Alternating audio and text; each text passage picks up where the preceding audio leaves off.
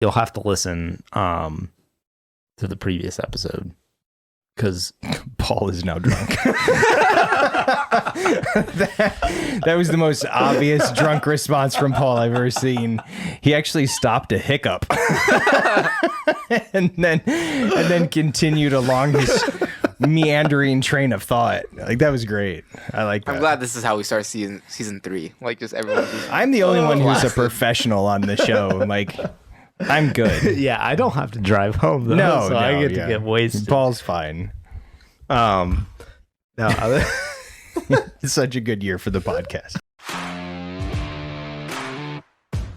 I could drink all day, like breakfast, lunch, dinner. Like, I don't care. you can't drink out of this class for shit. The problem, actually, James, I'm sorry to get rude so quickly, is you. I'm gonna bring up Ohio at any given cost. Nobody should be putting this stuff in their body. I smell metal and Greek. The perfect bourbon is Michter's 10-year-old. Oh, that's junk. Oh, that's junk. That's a nice opening. I like it. Yeah, you like the new intro? I do. Yeah, there were a couple sound bites that I had to keep. The nobody should be putting this into their bodies. That, pretty classic. That's too good. And then just your general review of Buffalo Trace, which is smelling metal and greed. But beyond that, I think I had a lot of good things to choose from. I had you tell me to go do one push-up, Yeah, we did a pretty good job on those. I like those. And I like that you kept the song too, because the song was solid. Yeah, and I can't remember where I found that music for free, and I didn't want to pay a subscription. So anyway, welcome back to Whiskey Uncut. I'm your host, Paul, joined by co-host James and producer for the last time, Tyler. It's a goodbye episode. It's so sad. Yeah, but we're sending him out with style today, so that's good. Do I have like an people crying sound effect? Add it in post. Add it in post. Yeah. It's weird sitting on this side because I feel so powerless now. Like, there's nowhere to control anything. I know. I can't just start cranking up volumes and messing with like levels. I know. And you're on camera. Yeah. Oh, is he? He is. Over We there. can't see him on here, but he's on the other camera. Oh, see you got a myself, whole though. camera just to yourself. Oh, look at you. It's very fancy. That's wow. So, in the spirit of season 3, James has decreed that henceforth we shall have structure. Yes. Yeah, I decided that structure is probably good.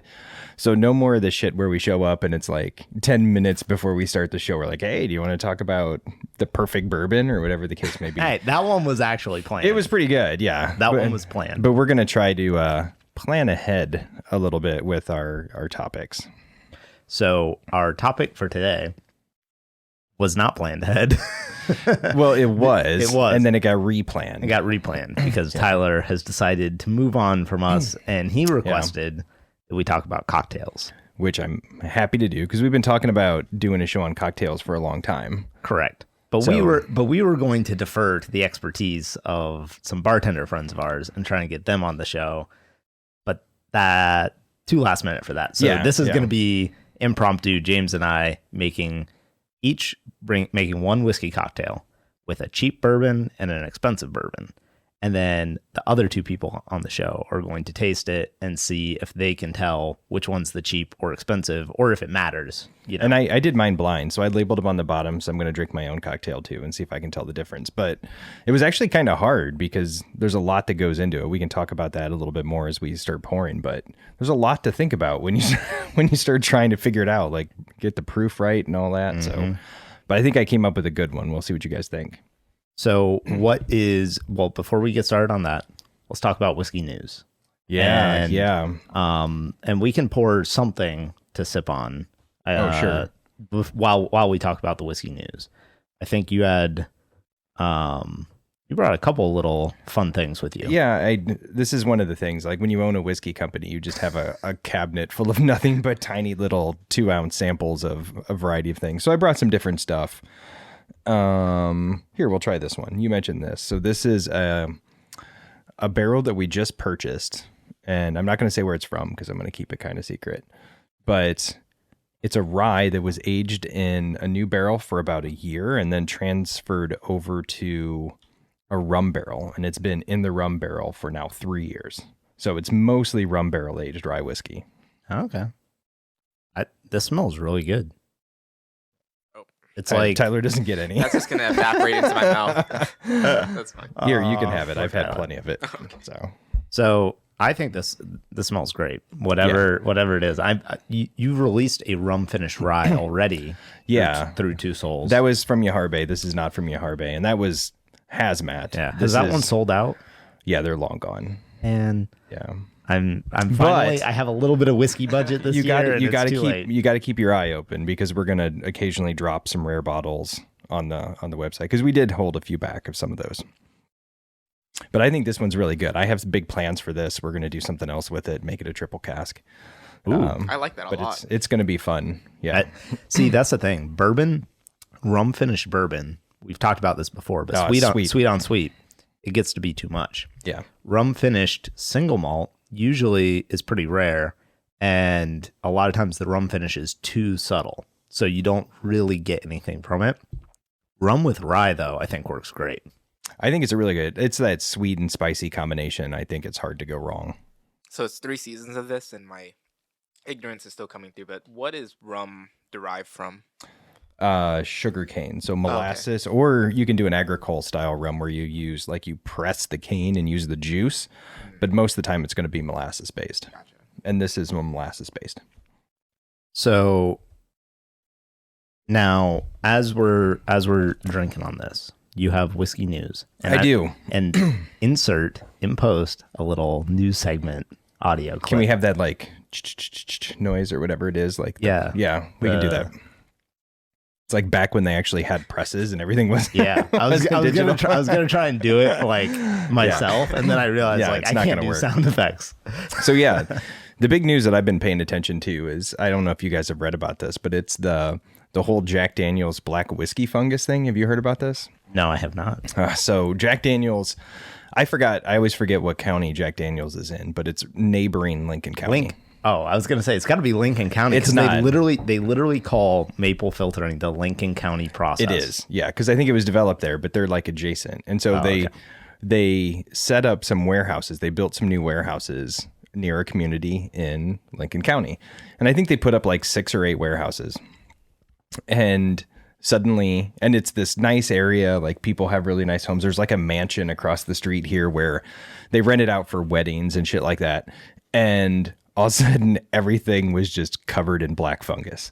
And it's a whiskey fungus, so it actually feeds off the ethanol vapors. Mm-hmm. So it feeds off the angel share. And I guess you can find it too around breweries and maybe some bakeries where there's a lot of so wineries get it down in the cellars. Yeah. And they call it, the French word for it is the winemaker's friend or pet or something, because it's supposed to actually improve the wine and the aging in some way. With whiskey, I don't think it really does anything, but it just coats everything. And there's pictures you can see online where people's homes are just covered in black and they're having to power wash this crap off every couple weeks.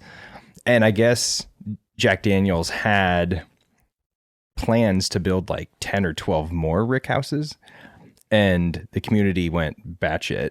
And so that's been stopped. So they're not allowed to build anything else. But they're still trying to figure out what to do about this. I mean, you can imagine one day, I'd be super excited, right? A rick house goes outside of your house. I'm oh, this is going to smell great. I'm going to sit outside and just smell whiskey for days and days and days.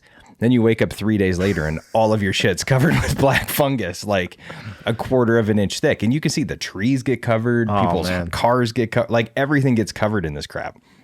Is this the first time this has happened? This has to be a reoccurring thing. So, I mean, if you drive through anywhere through the Bourbon Trail and you go past, all the rick houses are covered in it. Right. You'll see these black coats all over it. But I don't think that, at least I've never been anywhere where the rick houses were really close to homes. Right. Well, I would think that by the time, it would be diluted out in the air by the time it got across the street, that it wouldn't. Apparently not. I mean, fungus grows so well, right? All you have to do is have a couple spores and it just goes bonkers. But yeah. And so I guess there's a way they can do it. They can put a filter in the rick house itself that filters out the fungal spores, but Jack Daniel's refuses to do it because they're worried that it's going to impact how the whiskey ages. Hey. Oh no. Which I guess makes sense, right? It might change the airflow or the humidity or something in there, but they won't do it. That's so these people are just kind of stuck with like black fungus growing all over the place. But I think somebody's suing Jack Daniels. I think they were ordered like essentially to stop building new things. But oh man, I thought that was really funny because I would be super and not funny. I feel bad for the people because your house is covered with black stuff. But like, I would be so excited if Jack Daniels put a rick house across the street. Then I'd be like, oh shit. Yeah. Like, damn. Like now I just have this black crap all over. Yeah. Well, that's like in Scotland. You might think the same thing if they were building a distillery right next to your house, but then you come to find out that distillery is going to be peating their whiskey. Oh, and it's just going to smell like smoke. And it's just going to smell like smoke and burnt dirt all the time. God. Now, I would love that. I would dig that. But wouldn't it get old after a while, though? I mean, I don't think so. It would be my You'd worst become immune nightmare. to it. Like, you're going to just want to have the smokiest, peatiest stuff from now on. That would be the biggest problem. Yeah. Yeah. I would be in hell. Like, it would literally be hell for me. Yeah. Because I was just at a facility where the laundry caught on fire, and it caught on fire like a week ahead of time. It was a hotel actually, and the guy's like, oh yeah, this happens all the time. Just no big deal. Big deal. But that is, for people that don't know, that's like the number one source of fires in most commercial buildings is the laundry. Seriously? Because people just don't clean out the filter? Yeah, because they don't clean out the lint trap enough, or the lint exhaust system was not designed properly. Yeah. And so Awesome. It catches on fire because they're doing thousands of loads of laundry in a freaking hotel every day. But the smell through the entire, because it's all down in the basement and stuff with poor ventilation. It's just like burnt lint. Yeah, it was awful. But the only thing that I have that's even remotely the same or similar is when I lived in Arizona, I lived in Flagstaff, and you had to like drive up a hill a little bit to get to where we were at. And if you kept going up a little bit higher was a Purina dog chow plant.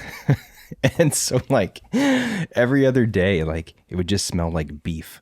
Like everywhere you went, it just smelled like beef. And we had a dog and he loved it. I mean, friggin' loved it. And at first I was like, oh, this is pretty nice. Like it's making me hungry. Like I go outside and I want a steak. And after you're there for about 6 months, you're like, oh, come on, man. Yeah. Like everything I own smells like beef. And it's that fake beef too. It's like dog food beef. yeah. It's not like I live next door to a barbecue restaurant or something. Makes me wonder why you were enticed by it.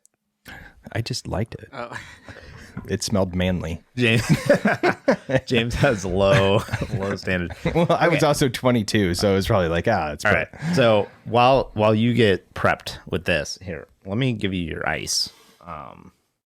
What's the first cocktail that you plan on making? So this is going to be a Boulevardier. Have you ever had a Boulevardier?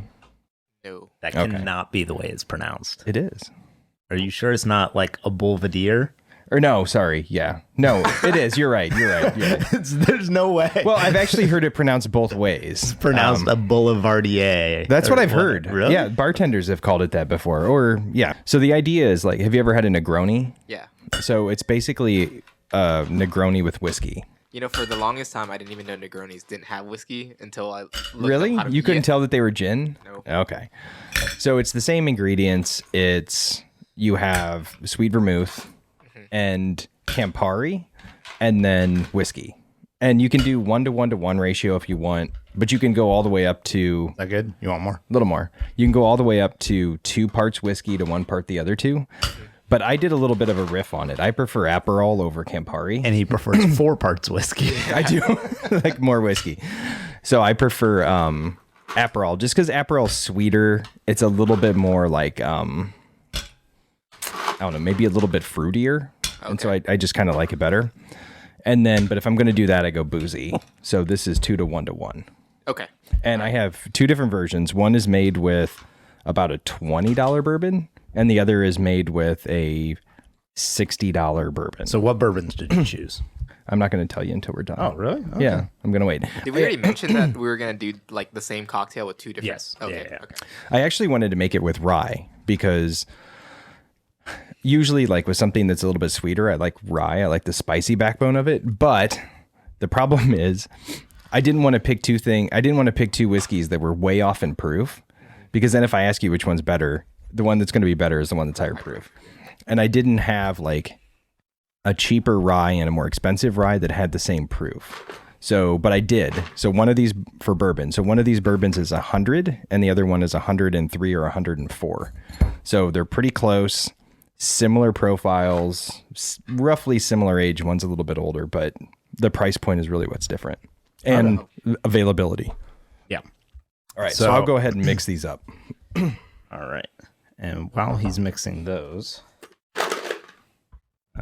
finish getting our bougie ice in our glasses, courtesy of the Ice Doctor, Gainesville, Florida. If anyone wants to purchase some crystal clear ice. Now, these actually don't look perfectly crystal clear right now because they've been sitting in my freezer for a while, gotten frost on them. But when you buy them from him, they're What's with the straw? What's with the well, it's a metal straw. It's a metal with the straw. flexi end? The flexi end is so you can drink from it comfortably, James. Oh man, you always have the fanciest stuff. Yeah. Well, I don't know where my little swizzle spoon is, and regular like tablespoons are too damn big to stir in there. Like the head just gets stuck in the ice, you know. So I figured the straw would be a little easier. So prep for this is pretty easy. You just put it in a glass of ice, stir it for about 30 seconds. Then they usually tell you let it set for another 30 seconds or so. But honestly, by the time you like put stuff away and you put the top on and you're going to strain it, it's about 30 seconds. So this is stirred and shaken. No shaking. Oh. Yep. You just stir and then pour over ice. Oh, okay. So you're just putting that on to pour it. Oh, so this is a pre-mix. Like you've already done this. I made this at home. Gotcha. Yeah, because I didn't want to bring... I was like, this is the easiest thing ever. You just poured it into bottles. and stirred it around. Yeah, no. Okay. Yeah, I didn't want to bring all the bottles with me. When we do mine, I'll do an old fashioned. I'm gonna go make it in the other room, and then we'll come in here and pour it. Because it just gets to be way too much on the table. We'll give Tyler the most. Jeez, Tyler's gonna be hammered. There's Tyler. They want me to stay forever. I'm just gonna Tyler's sleep over leaving, at Paul's so. tonight. All right. So this is number one. I have no idea which one this is, but Yeah, shit. This is number one. I should have gotten us all 2 glasses so we could do them side by Well, side. we're gonna have to pause and come back. So. Okay. I gotta say, this smells really good. Yeah, these are really good. I love these. I order it a lot of times when we go out to places, and I want like a nice, like sweeter cocktail. Holy shit! I thought this was gonna be terrible. No, these are really good. Because I don't like Aperol. So usually, like, I don't like Manhattans.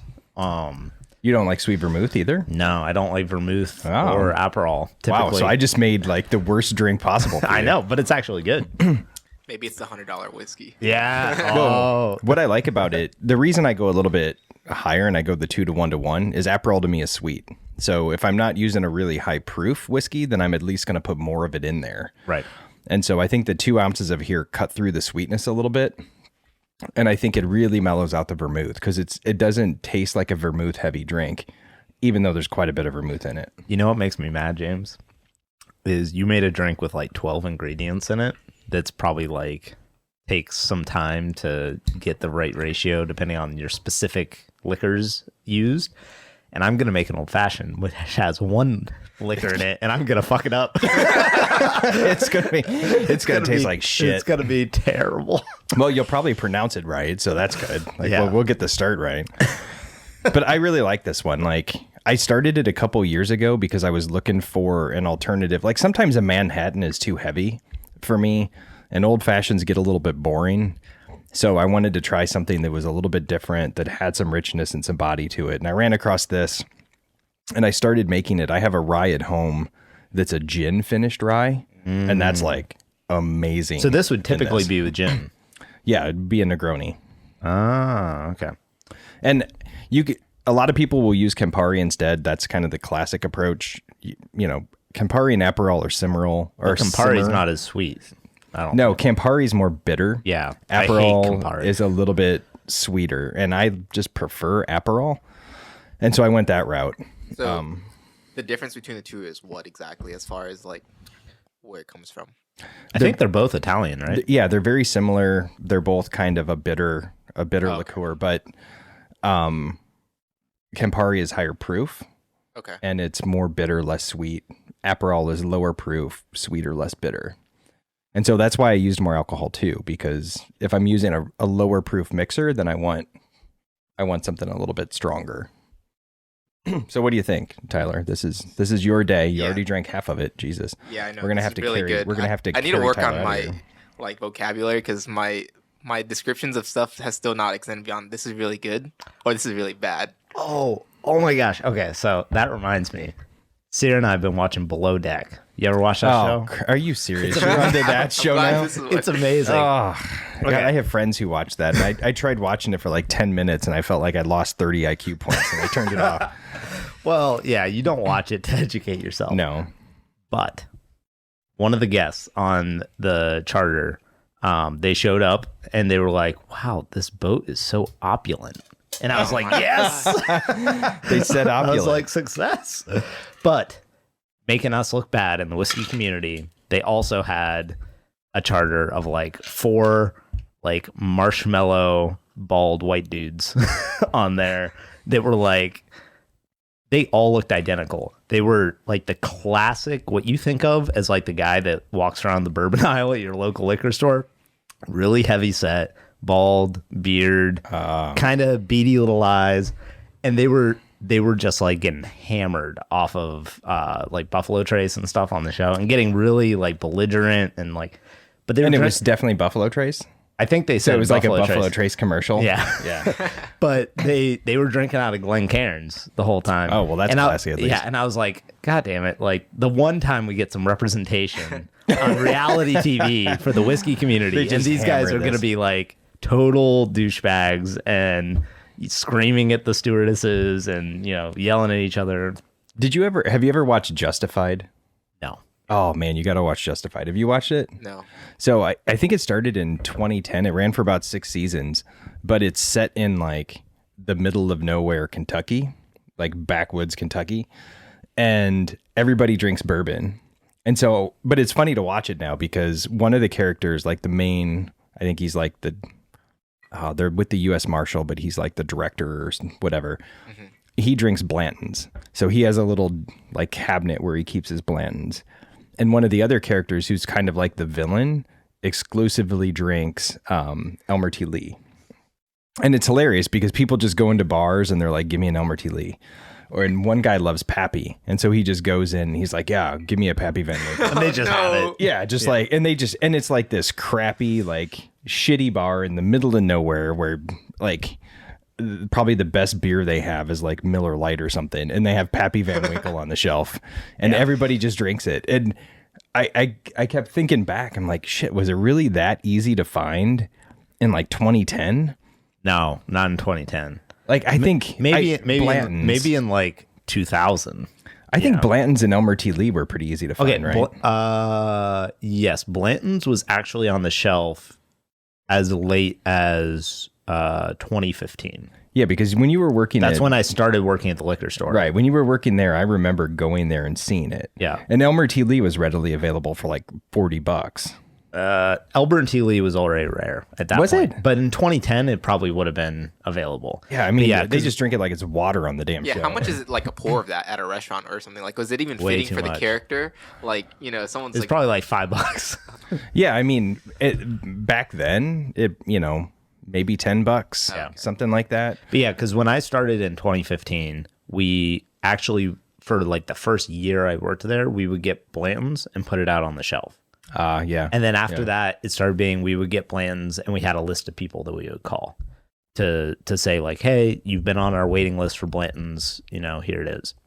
But never Elmer T. Lee or anything rarer than that. So I think that's one of the things I really like to see is how whiskey is represented in movies. And we both are kind of movie geeks and we like TV. And speaking of which, the brothers from Vampire Diaries. Oh, we're back to these guys again. Have Brothers Bourbon or Brothers Bond. Yeah.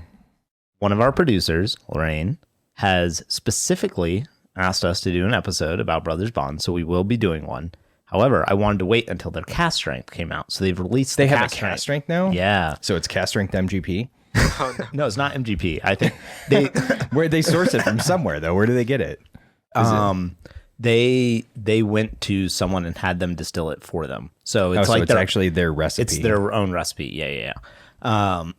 But my problem is we've reached out to them, but they give you, like, when you reach out to these guys, you get like this default response that is just like, hey, thank you for asking about Brothers Bomb Bourbon. If you would like to get a real response, make sure to follow and comment on all of our stuff enough times that you get noticed that we'll respond to you. Something like that. So it's just respond. I'm trying to find a workaround, but because There I has want, to be I like want an- them to come on our show. There has to be an industry or media. Exactly. like, There has to be a connection real reach out way to. because people have gotten interviews with them about the bourbon.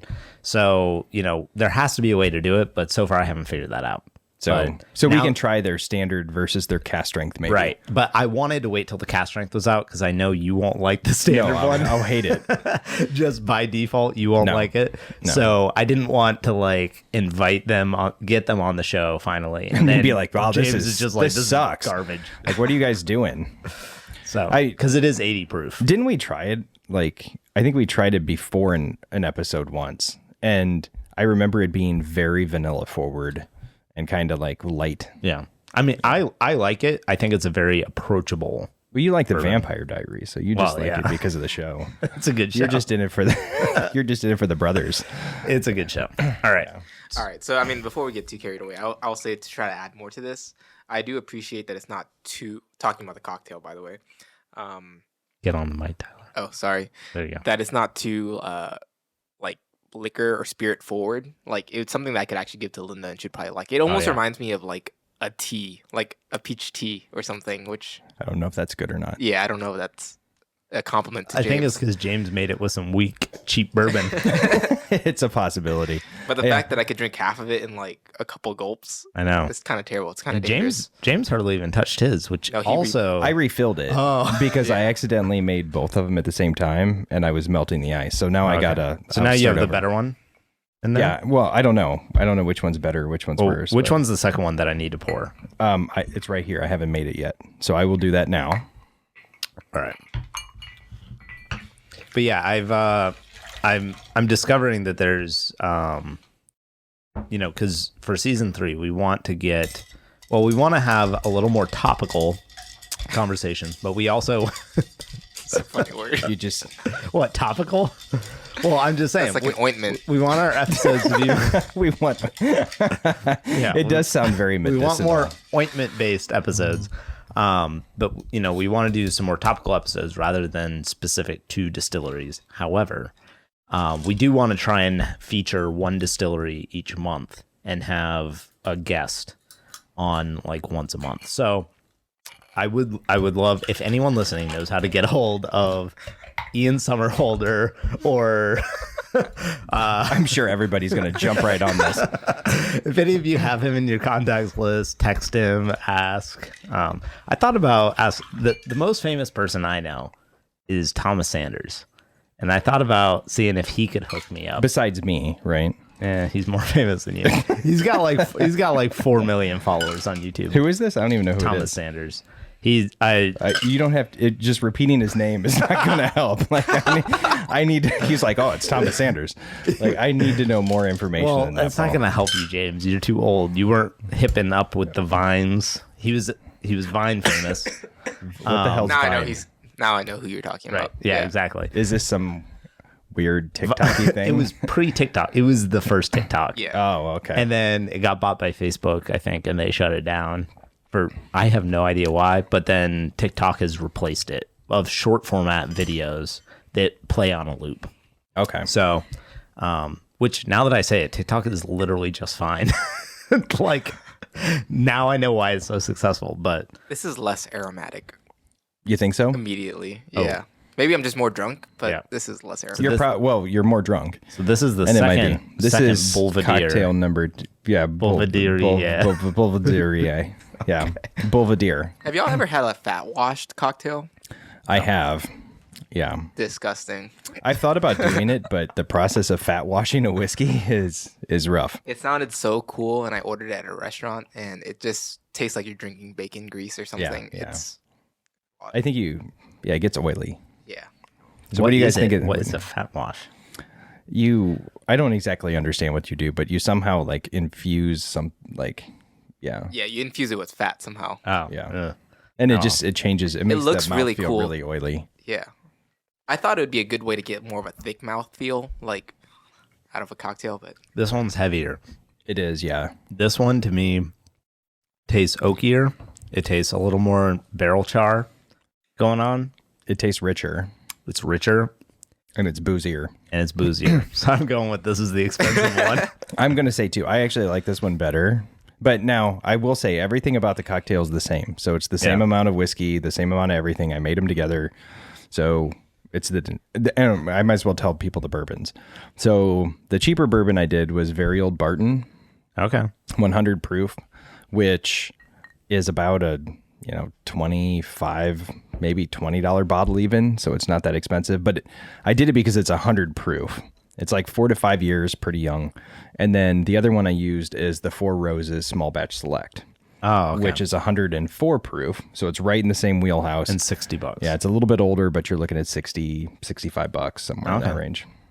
Yeah, it's interesting because we did a episode where we tried the Four Roses limited. Well, no, wait, it's not limited edition. The small batch select. Yeah. And I think we both were a little underwhelmed with it on its own, but we both commented that we thought it would be great in cocktails. Right. And I've actually made a couple cocktails with it before, and I really liked it. What I like about it is it's a blend of their OB and their OE recipes. So it's got some of the high rye in there, so it's a little bit higher rye. And I think that went really well with this cocktail because the rye cuts through the sweetness a little bit. Do you prefer? I think we both prefer the second one. Tyler, do you prefer the second one? I like or are you the just first drunk one. and You you like don't the care? first one. I like the first one. Yeah. He likes the first one that tastes like peach tea. Yeah. So what I was gonna say is I think the first one, the first one was like perfect right when you poured it, but it got a little watered down. Even with the big ice cube that melts slower, it got a little too weak, too quick. Now that being said, that was like a super dangerous drink. Like It's like that first one is like you can drink like 8 of those and you don't realize you're drinking alcohol, and then all of a sudden you stand up to get another one and you're like, oh yeah. And my guess honestly is if we poured this for 50 people, I think half would like the first and half would like the second. It just depends on if you like really spirit forward drinks or not. But I think the overall, even though I usually use rye for these, I do like the bourbon with it. I think it played well. Yeah, and I don't think the second one is particularly strong alcohol flavor. It's just a bolder flavor. So you get more of the booze flavor to it. Whichever bourbon was in the second one just adds more flavor layers to the drink, but it skews it a little away from sweet towards, the aftertaste is almost like bittery to me. I was going to say this one is almost more bitter. But the first one didn't have an aftertaste. The first one had no finish. It was thin. So, I mean, that's the difference. So let me look here. So, yeah, A was the Very Old Barton. So the first one we tried was the Very Old Barton. And the second one was the Four Roses. Yep, makes sense. And so just, one of the reasons we did this, like, our cocktail is actually better with more expensive whiskey.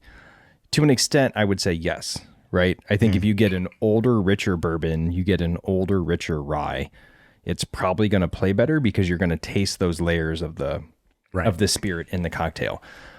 I would never go under, for me personally, when I'm making cocktails, I never go under 100 proof when I'm using my spirit. Yeah. Which is going to be interesting for you because you're going to be making it with scotch, right? So The old fashioned? Yeah. No, I was going to make just old gonna- fashioned with bourbon. And you're going to smoke it. But I could make a rusty nail if we wanted to do a scotch cocktail. What the hell is a rusty nail? Oh, maybe I should do that. You should do a rusty nail then, because I'm sure you've had Does old not fashions sound before, appetizing Tyler. at all. I mean, nothing like I a need to good go get my rusty tetanus nail. shot. Yeah. But I think for me, like I need 100 proof. And so I tried to pick two that were 100 proof that had a little bit higher rye profile that I thought would play well. Yeah. So, yeah, the only thing I would say though, right, is probably at a good bar, you're looking at $10 for that first cocktail. Yeah. $10-ish. And probably for the step up in liquor, you're looking at 16. At least, yeah. At least Not to closer to. Do you have Luxardos? I do. I don't really want to go run back. I can grab them and find them. You can't have an old fashioned without a fucking Luxardo cherry. Again, if I see a recipe that says just to serve like a cherry or an orange peel, I mean, I never. You just bother. don't do it. Yeah, it's optional. Well, especially the orange peel. I mean, it's kind of a pain in the ass. Like, there's no way this does anything for me. It gives it aromatics, especially if you like rub the orange around the rim. Mm-hmm. Like it just, or if you do the like little spritz. Yeah. It gives it an aromatic quality, but I don't know that it changes it too much. I used them all up at the last. Oh, of course. This is a shitty old fashioned already. I know. I'm sorry. All right, so we're back.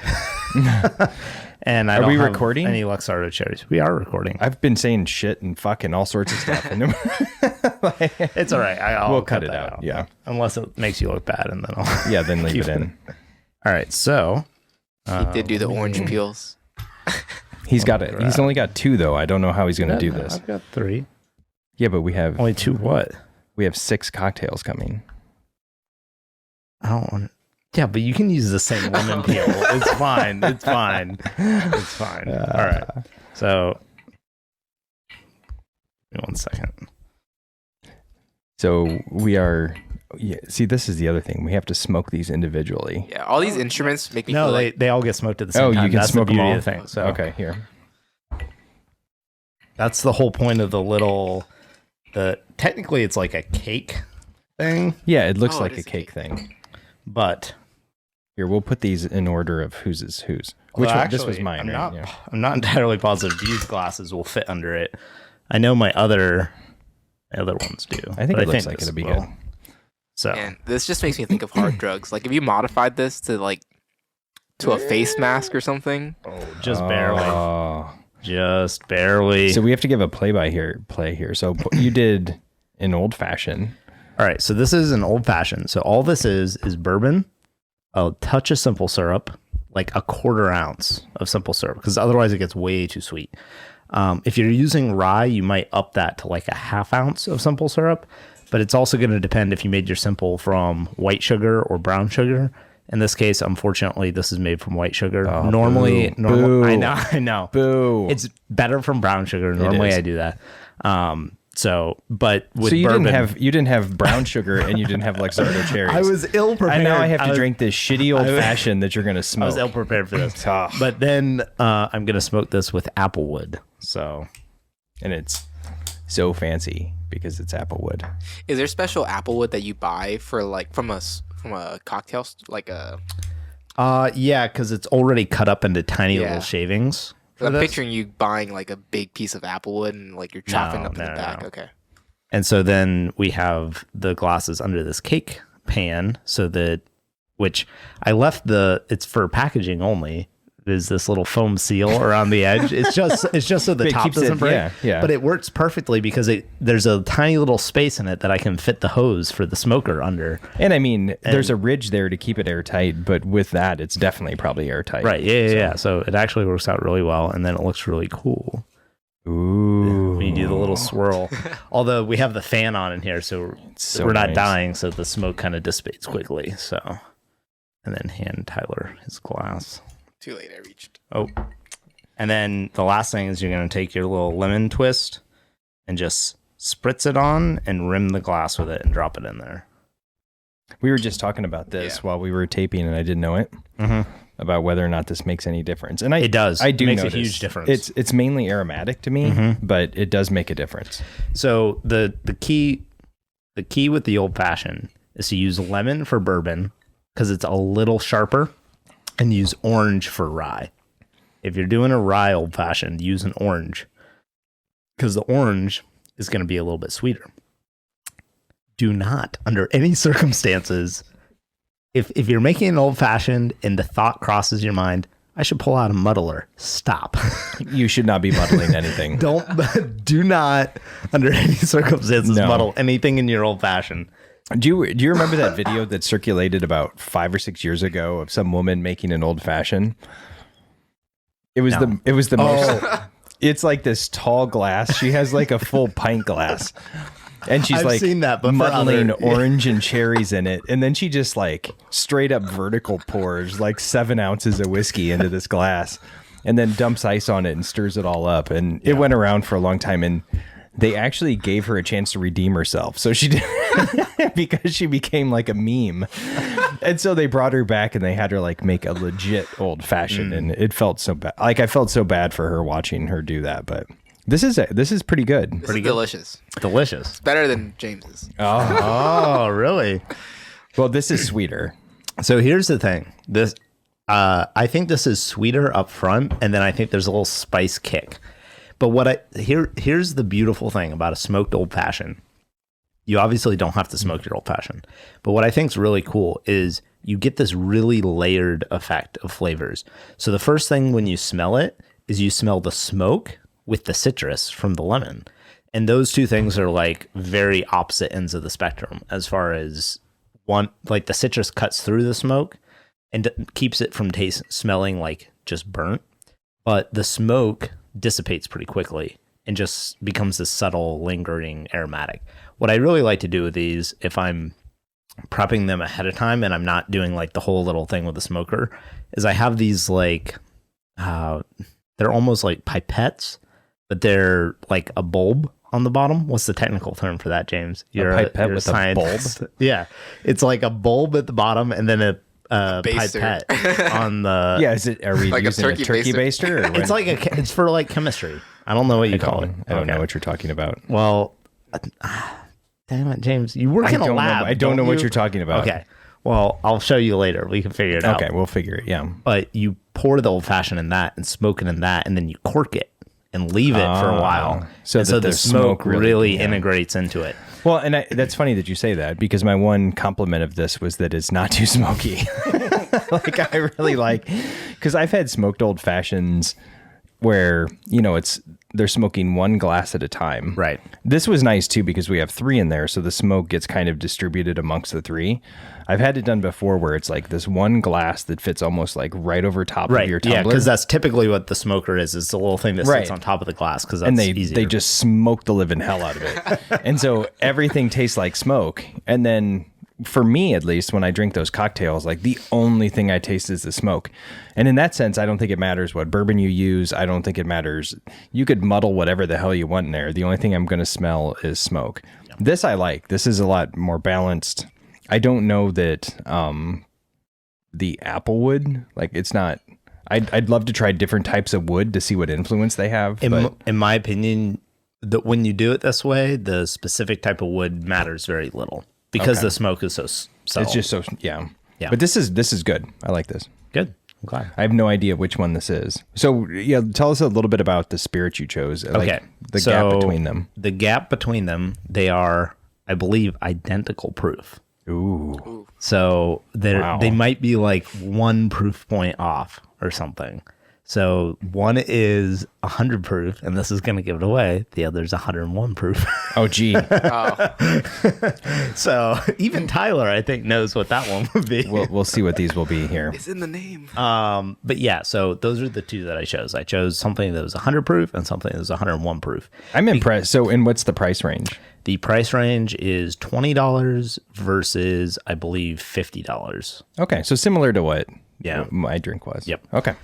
And one of them is, well, I guess you could get a single barrel of it, but it's not particularly. So, Are you ready for the second one? Yeah, and I need to dump this out before I get. I was just gonna pound it. You got ridiculously hammered on here. Yeah. All right, let me go grab a dump thing. Here, I can. Yeah. Well, we can just put it back in your shaker. Oh yeah, that's true. You can put it in the used one.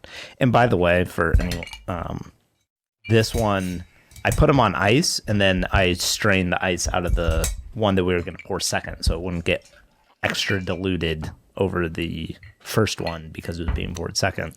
It's thinking ahead. You're very smart. Genius. Dude, I'm so smart. I was using a French press earlier to make coffee, and this is a side topic, but when I poured it out in my cup, I had hella like coffee grains in there, and it only occurred to me after I used it that the strainer part was gone. Yeah, that's not going to work. That's not going to work. Yeah, this is good old fashioned. Yeah, good old fashioned. And old fashions, like, I mean, you can't go wrong with an old fashioned. So if anybody's listening and you're thinking like old fashions are boring, they are. Like, I've had a lot of old fashions, but you can't really go wrong with them. There's something that's really nice about kind of the sweet combined with the punch. So you got to try and get bourbon. Well, and they're so simple to make. I mean, they're so like friendly. They're really, really easy. Yeah. And But here's the thing. There is a big difference between this old fashioned and what you get at most bars, which is muddled fruit, a ton of sugar, overly sweet. Like, and by the way, don't order, if anyone has an elderflower You need to pour yours before you... Oh, good point. If anyone has an elderflower old fashioned on the menu, don't order it. It's terrible. It is sweet on sweet on sweet. And yeah. And that's the one scary thing about old fashions is they get sweet very, very quickly. Yeah. Now we should say too that this is kind of the classic old fashioned. If you go to like Wisconsin, where my family's from, you're going to get a very different kind of old fashioned. They're region specific? Yeah. So in Wisconsin, they do brandy old fashions. Oh. And I don't think that's an old fashioned anymore. It definitely is. You can look it up. It's a very specific recipe for it. Yeah, but it should have a different name. Yeah, it's still called an old fashioned, but they do brandy, and then they also muddle the hell out of, look, not even like good maraschino cherries, like those bright nuclear like red ones, and then orange, and then you add your brandy, and then if you order it sweet or sour, it depends on what kind of soda they top it off with. They either top it off, yeah, it's like I love the smoke. Looks so cool. Makes me hungry. I think it's 7 Up or... What the fuck? Yeah, or what is the other one? It's something like that, yeah. So you got to remember where you're at, too. So if you go to Wisconsin and you order an old-fashioned, you expect this, it's going to be vastly different. Yeah. So, that's the one thing where it's always worth asking, because if you're at a cheaper bar, they're probably going to muddle stuff in it. If you're at a higher end bar, they probably won't. But so what do you think about this one? The other one was the 101. Ah, that's what you think. Interesting. I think it tastes the same. I think it tastes the same. Really? I think the sweetness and the smoke combined. This one tastes a little heavier to me, but to me, this one tastes sweeter. This is way smokier, and you smoked it way less. So I don't know if that means anything. I think that's the weird ingredient in this, right? Is I'm guessing that the flavor profile depends a little bit on how much smoke it takes up, or how much you smoke. That's probably true, but I think this one has less spice and less layers to it. But I could be biased. You probably are biased because I didn't have a good way to do a double blind. See, James, as a scientist, did a double blind experiment.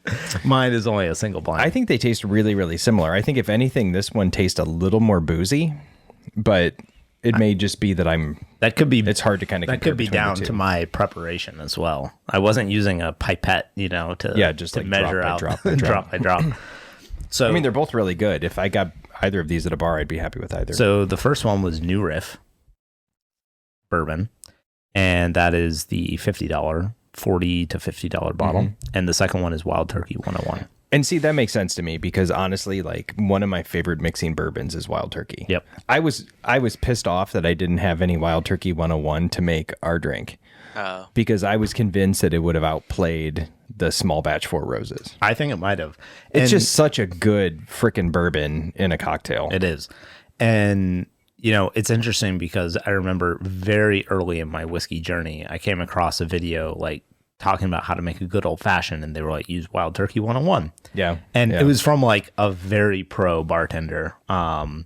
His name's Eric Castro. He runs Polite Provisions in New York, and there's one in LA. I believe he has 2 locations.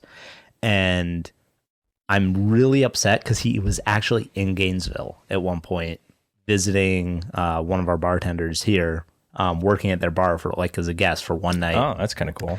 And I found out about it. Where was he? Do you remember? I think he was at Madrina's. Ah, okay. And I found out, I saw his like post on Instagram or Twitter like the day after he left. He was like, had a great time last night, and I was like, oh my gosh, like Eric Castro, no. Like yeah. I followed you for like years on like YouTube. Like, you're so cool. I wish I could have come out and drank. You could have went and picked his brain. So now I have to fly to California. I think this is a good example though. It's some whiskeys are hard to beat in a cocktail. Yep. Like for rye, I feel the same way about Rittenhouse. Like you go get Rittenhouse rye and you put that in a rye cocktail. I think that's hard to beat. It's so good in a cocktail. And Wild Turkey is that for me on the bourbon end. And it's just so damn versatile. You can drink it neat. most people I know who are big whiskey snobs still like Wild Turkey 101 neat. It's good in cocktails because the 101 holds up. Yep. Like there's just a lot going on with it. I really think this is just down to the new riff because it has that high rye mash bill, higher, what is it, 35% rye? Yeah, it's way up there for rye. I think it has a slightly spicier profile, but it's pretty subtle, even in a drink where it's predominantly whiskey. I mean, whiskey is like the only ingredient in the drink. Yeah. You're just waiting on the ice to dilute it out a little bit. Right. And that's what's weird about an old fashioned, right? Is it's almost like a neat pour that you just like sugar water down. Yeah, exactly. I mean, there's nothing much else to it, but it drinks so well. Which is where the lemon and the smoke and stuff comes in. That's why I do that for old fashions, because otherwise, like, why not just drink the whiskey by itself, you know? So the other like tweak on this sometimes I do is if I'm getting really lazy, I'll just use Luxardo syrup. I've done that too. As the simple syrup. And so that's my base of simple syrup because you already have the Luxardo cherries there. I mean, if this was a good old fashioned, it would have a Luxardo cherry in it. But since it doesn't, if you did, then you just put a little bit of that syrup in the bottom and that's what you use as a substitute for your simple syrup. And I like that because it's rich. Yeah. Like there's a lot more flavor packed in there. So and then it goes really well. The only issue with that, James, is it changes the color of the drink. It does. It makes the drink a little red. And it ruins it. Well, no, it doesn't ruin it, but I do tastings for people, and I usually end the tasting with a cocktail, and I'll do either like a mint julep or an old fashioned or whiskey sours or something like that. Something basic. Basic, okay. These people are all very impressed by my cocktails. I mean, those are all very basic cocktails. I'm not saying that your preparation is basic, right? Well, and that's the thing is they're all get their phones out for the basic smoke, and it's about the show, right? It is, yeah. But when I've used the Luxardo simple syrup as my simple syrup before, and you do kind of see like the I enjoyed the flavor. But you do kind of see people kind of look at it like, why is my old fashioned like pink? Yeah, it does change it. And I've seen it, you can use maple syrup as the base for it. You can do I've done that too. Yeah, that's really good. You can do a honey simple syrup on it. There's a lot of variations. Depends, yeah. Just don't be muddling anything. No, you shouldn't muddle anything. There is plenty of room to play with the old fashioned without muddling any fruit in it. So my friend David wrote me a text the other day, and he sent me a picture, and he was like, "I'm making lazy man's old fashions," and he literally just poured bourbon over ice and threw a cherry in. I was like, "Dude, that's not even a close to a lazy man's old fashioned. Like that's just taking your whiskey and throwing a cherry in it." But that's what I do. I throw like simple syrup, orange liqueur, and then you do orange liqueur in it. Yeah. Oh. Wow. Well, you're getting super fancy. Does that even qualify as an old fashioned? I don't know. I don't think so. Once you put a different spirit in there, So yeah, where did you get that recipe from, Tyler? I don't think he did. I made it up. Oh, yeah. It's the Tyler. I didn't have oranges. It's the Tyler old fashioned. You didn't have oranges. Yeah. So what orange liqueur are you using? Cointreau? The one that's I think there's one that starts. Yeah, I think there's one that starts with an S as well that I use, and there's also one in that same bottle that you can use for. There's one that starts with an S. I might be wrong, but what's the simple syrup that you have?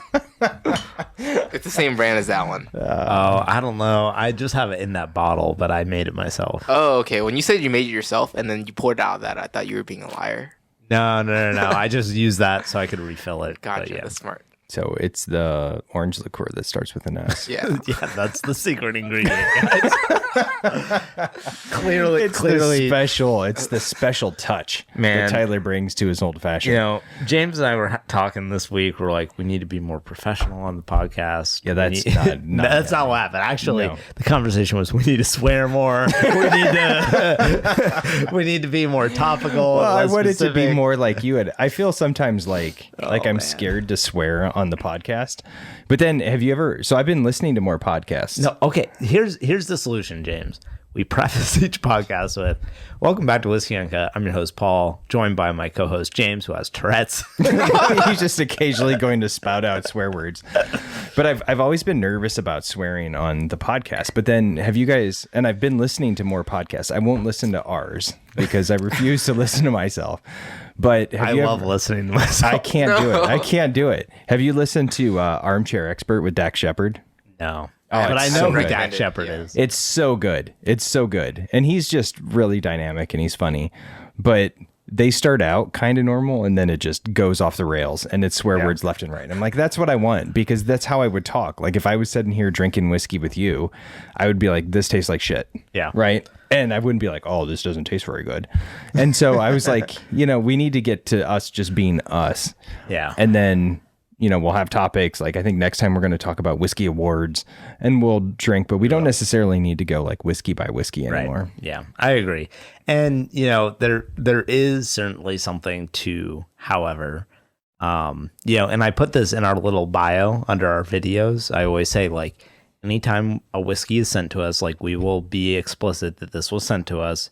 It won't influence our review of it or whatever. However, there is an extent where it will always influence us a little bit if we have someone on the show where we're gonna be polite. Oh yeah, yeah. I'm not going to tell somebody to their face. Right, exactly. I might tell it to Paul after we shut up, after we stop recording. But we're not gonna, just for the people that are listening, like we're not going to say like this is amazing if it's not, right?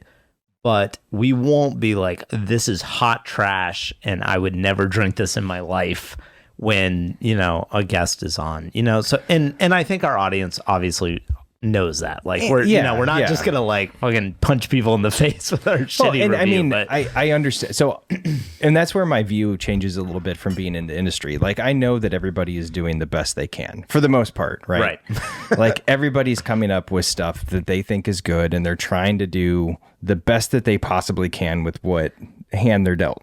And I get disagree. That. Well, that's why I said the most part. For the most part. Yeah. And I've had very few whiskeys besides Defiant that I've had where I'm like, I couldn't drink this. Yeah. Like at all. Did Tyler try Defiant? The peanut butter one? No. No, the smellies one. The one where they found they're still in a river? Oh, no. That I brought back from North Carolina. Such a great story. It's the only one that I've had the tasting note of ass. Did you try that one? I think I smelled it at the office once. Yeah. I love that everybody has this elaborate story behind their whiskey these days, and theirs is we found ours still in a river. And we didn't wash it. We just took it home and made whiskey out of it. Now, speaking of Defiant, which to me still is the king daddy of terrible whiskeys. It's so bad. James did bring something very special today for Tyler. This is you're going away. So you don't get to see what it is. This episode, turn around. This episode is running long, but we love Tyler, and we can even break it up, right? Maybe we break it up. Maybe we do this as a special two-parter. Tyler leaving, but that's a heavy pour. Oh, I'm giving Tyler some stuff here. Yeah, don't open your eyes yet. Well, the thing is, I looked away, and then there was a monitor right there, so I could see exactly. But do you know what it is, though? I don't think you know what it is. No, I have no idea. Yeah. Is it something that you think I would like, or is it... I don't want to give it away. Okay. So you just need to taste it and tell me what you think of it. Man, I'm going to have to order it right after this. That was the plan. I mean, if you're going to go, you're going to go in style. Yeah. Wasted. Oh. All right, you can open your eyes, Tyler. Okay. So take a little sip of that, Tyler. I want you to spend your time with this one. So give it a good sniff. Get your nose in there. Smells like whiskey. Good job. Good job. You're correct. It is whiskey. Have we done anything? Have we done rum or anything on here? I was just thinking about that. Never. No, but ironically, I bought a couple of bottles of nice rum for a rum episode. Hey, there we go. Nice. I have some rum at home. We can do that. All right. So what do you think of this one, Tyler? This is your going away present.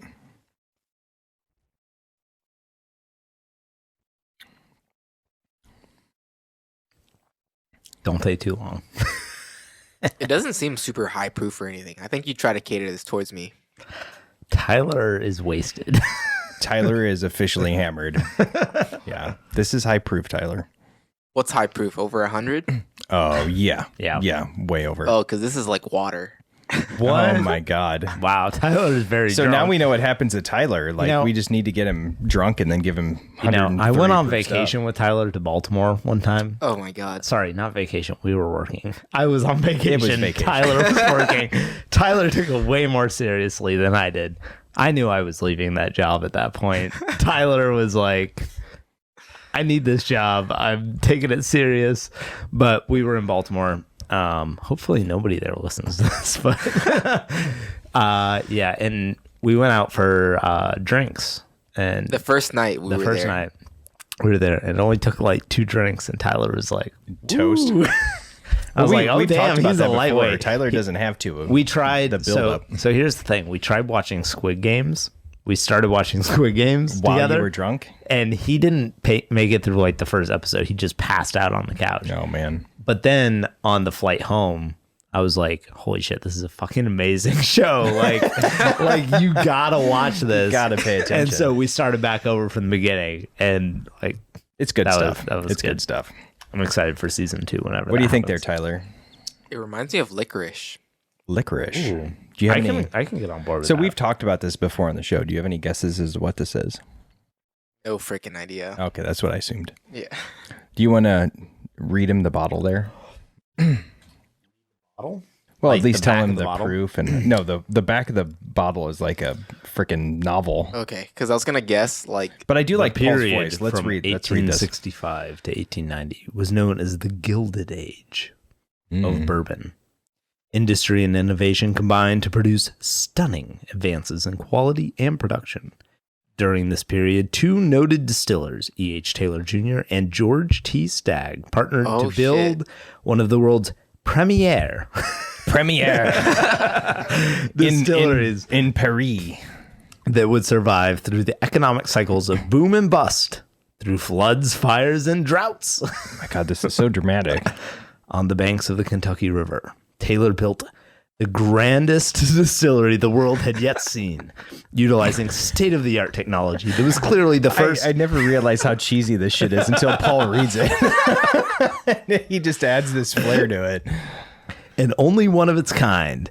Stagg supplied the financial acumen and knowledge of the fine whiskeys that helped build the company into one of the world's leading whiskey producers. As a bourbon expert proclaimed in 1890, the distillery is Ne plus X ultra of its class. oh my God. Wow, what The is best of the best. The George T. Stagg Distillery continued in operation up to and through Prohibition, one of only 4 such distilleries to remain open during that period, and the only one to survive to the present day. Now known as the Buffalo Trace Distillery, are master distillers and aging warehouse managers. Gosh, that's not very nice. Call their warehouse managers aging and like They're just really old. have combined their extensive whiskey making experience to present this magnificent aged bourbon Aged. Yes, not aged. that George T. Stagg himself would have been proud to call his own. Uncut and unfiltered whiskey Just uncut. like us. Technically, that's where the name for whiskey uncut came from, by the way. For those who do not know, whiskey uncut came from uncut and unfiltered from George T. Stagg. I do not know if I feel ashamed or proud that I just called George T. Stagg like a whiskey that tastes like water. Yeah, you should probably Feel we should not shame. include that on the podcast. Yeah, shame. Shame. Because the proof on this is what, 129? Somewhere around there? Yeah, this is 124.9. 124.9. So this is lower for the George T. Stagg. It is, yeah. range, Yeah. But that's because Tyler's hammered. Yeah. So this is the 2018 George T. Stagg. Uncut and unfiltered, an age and quality that only more than 2 centuries of experience can bring. Buffalo Trace Distillery offers this bourbon as a testament to quality, tradition, and innovation, and to the struggle to persevere and prosper where most others have failed, which is what George T. Stagg and his namesake bourbon are all about. You can that's think of so no much better text. tribute.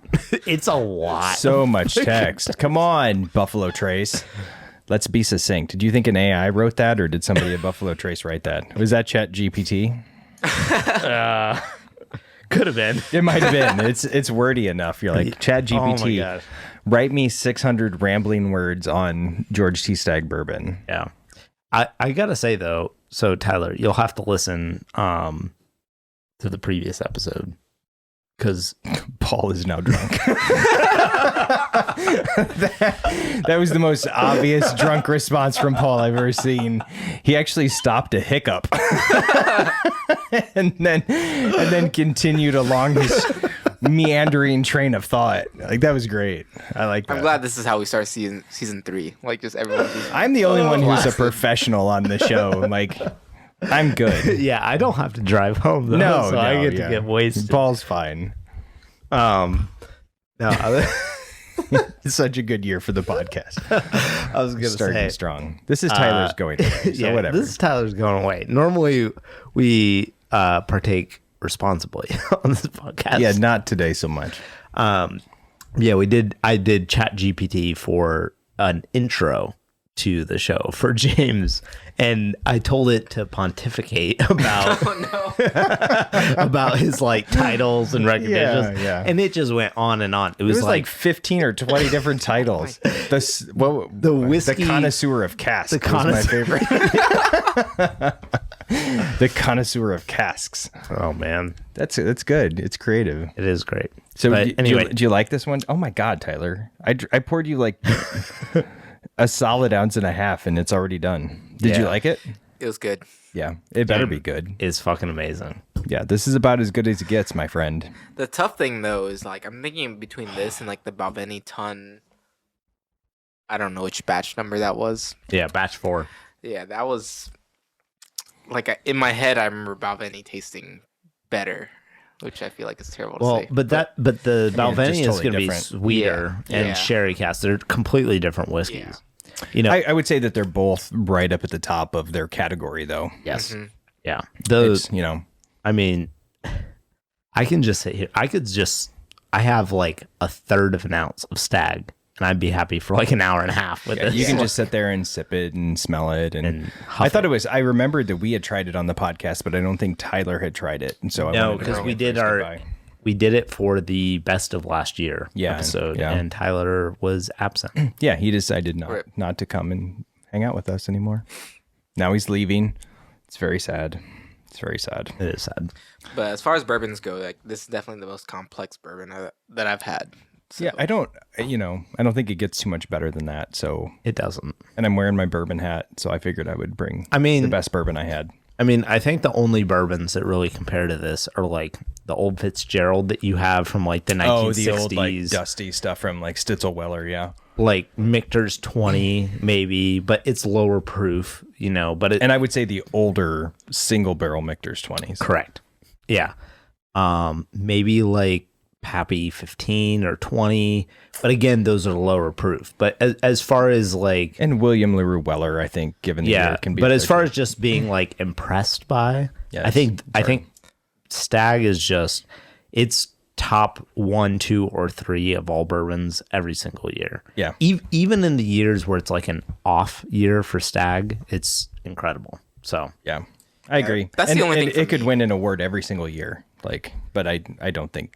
Thankfully, Buffalo Trace enters it. So, like being a part of this podcast, like everything's just downhill from here. Like it's kind of sad. We did ruin you. Yeah. And I've ruined a lot of people. I think honestly, Paul, I probably ruined you a little bit. Yeah. I think in the beginning, me coming in and talking about bourbon all the time probably was an influence. Because when I was working at Dorn's, you would come in and Tommy would like, oh, James is here. I got to bring out, one of my freaking Weller, or not Weller. Which one Willet. Oh, Willet. Single barrel, like family reserves that's like 14, 15 years old, which, my biggest bourbon regret is James trying to sell me a Willet family reserve that was 14 years old. Delicious. For like $100. He was like, I'll trade you for this other bottle. And I was like, I'm a poor college student. I don't know. He's selling it to you and you're at the store. Yeah. And this is like, now the bottle's like unattainable. Yeah, that was from my trip to Kentucky. It was a 13-year Willet Reserve, and it was $130. It was their classic $10 per year charge. And I remember, asking you about that because I brought back, I think, 3 bottles. And they were amazing. Yeah, and you turned it down because you're dumb. Yeah. Because it didn't say Scotch on the label. He was like, wait, is it scotch? I'm like, no. He's like, yeah, then I don't want it. Well, no, you were going to trade me for a Bowmore 25-year-old. And yeah. In my mind, I was like, well, the Bowmore 25 has a higher like MSRP, so I'm getting ripped off in this trade. But realistically, bad choice. Very bad choice. Those don't even exist anymore. Like I know. The old days of Willet. Like, dude, I wish I had some. If I had like an old classic foil top Willet, I would have brought it for you. But I just don't. My theory throughout my bourbon career has been open it and drink it. Yeah. And those went away quickly. Fuck, dude, that Stagg is so good. It's so good. Yeah. That is like, that's all a bourbon ever needs to be. That's it. We talk about perfect bourbon. That's about as close as it gets to me. I think some people will find it, Michter's hard, 10. But yeah, exactly. Back to the Michter's 10. Dude, I think some people find Stagg too aggressive, but like once you work your way up to cast strength bourbon, it doesn't get much better than that. I was happy we got that soundbite for the intro of the Michter's 10. That really, like, you just calling it trash. It's just like, that's like the perfect ending to the intro. It's like, I forgot about the one though where I referred to something as, what was it, steel and greed or yeah. It smells like metal and greed or something for Buffalo Trace. Forgot about that one because they're aging all their stuff or keeping it in barrels for artificial scarcity. So yeah. Well, we're sad to say goodbye to Tyler, but I think we sent him out in good style here with some good cocktails and a little bit of Stagg, and he looks rather flushed. Yeah. So I think we're good to go. Plus, earlier today we got to let him drive some sports cars and stuff. Have a good time. Yeah, I wasn't involved in that. Yeah, we didn't invite James for that. Yeah, that was sad. You probably knew better than to put me behind a sports car. Yeah, you got to ride my car one time, and you were like, eh. I'm not much of a car person. No, I enjoy the aesthetics of said car. You like the scooter life. I do. I like the motorcycle scooter life. Yeah, it's all about my little hipster motorcycle. Yeah, but I would have liked to have driven your car. That's true. I didn't. I should have liked your car. You could drive my car. It's not too late. Yeah, I'm a co-host and I don't get to drive his car. So.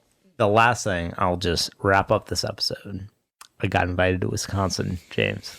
Where at in Wisconsin? That's a good question. Oh, but Jesus. You don't even know where you're supposed to go? All the same to me. Paul's dying. No. It's all the same to me. However, I did check. It's like an hour south of J. Henry and Sons. Oh. So it's in July. Okay. I think I'm going. So we need to coordinate.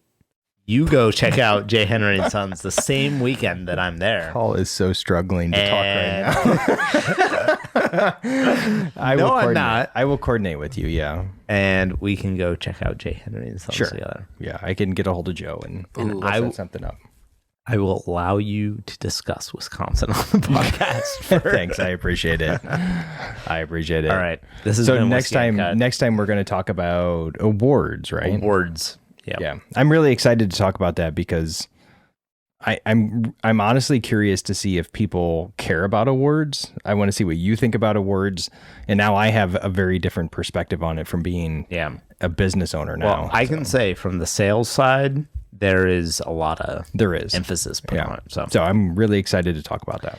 Anyway, Tyler, your time has been enjoyed. This is goodbye to Tyler. Goodbye. I would like to say that we'll miss you, but we probably won't. Yeah. Yeah. I don't really know because you were kind of ghosting us for a while there at the end, but But we will definitely miss you. It's Tyler. been a good time. So cheers and drink, share, enjoy.